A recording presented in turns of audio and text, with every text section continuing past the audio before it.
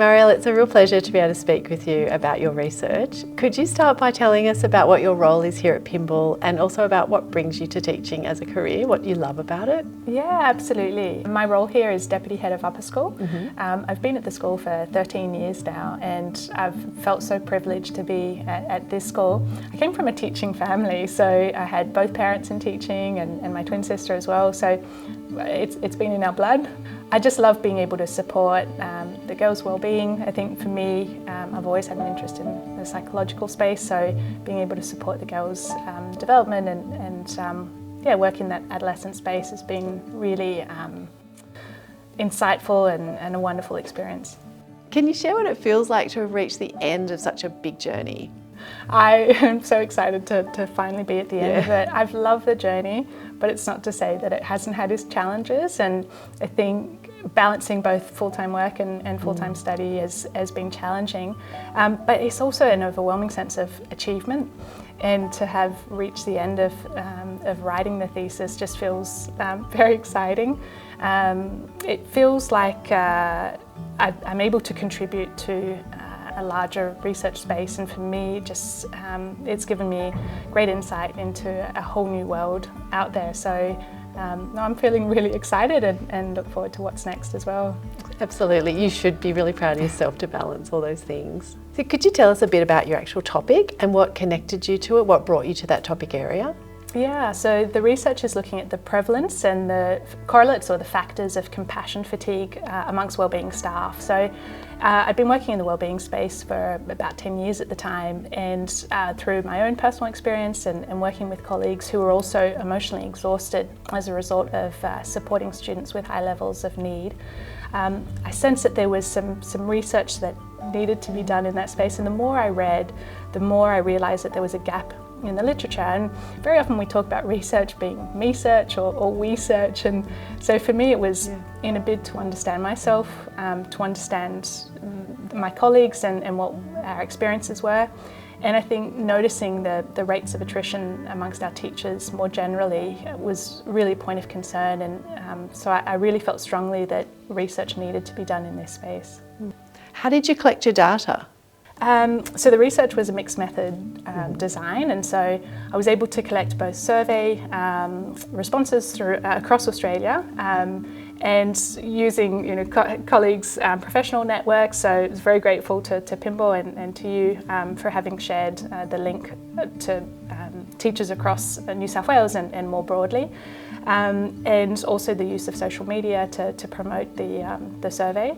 So that was the first part, collecting responses from about 228 teachers across Australia, and then in the second part there was a qualitative interview, and the idea was to gain a real rich insights into the nuances of teachers' experiences and to understand some of the risk factors associated with compassion fatigue. You're now at the phase of communicating your story, your research. What opportunities are you finding to get the word out there about compassion fatigue and what schools and principals and other leaders can do about this area? Yeah, it's an interesting question because there are so many different ways to communicate the research output. I found actually LinkedIn has been amazing in just putting me in touch with people who work in that space. And for instance, I had the wonderful Meg Durham, who runs the School of Wellbeing podcast, who reached out and who'd seen an article that I'd written, and so to have the opportunity to actually talk about the research through the podcast medium was really interesting. I've had researchers from outside of Australia reach out through LinkedIn, so they might see a post or an article that I've written. Probably one of the most exciting things I've done is actually presenting here at school, and I was really grateful. Just at the end of last term, I was asked to present to the whole school staff, and I actually found that quite nerve-wracking, but there's something really special about talking to people that you care about and to be able to share the research findings with my own colleagues.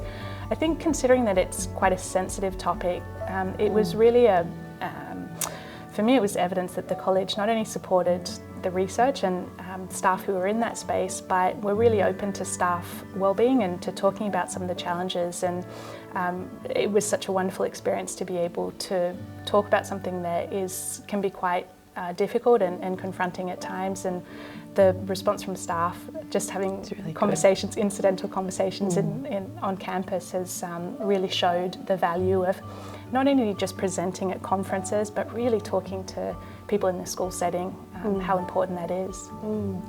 So you're at the very end. What advice would you give to someone considering a PhD?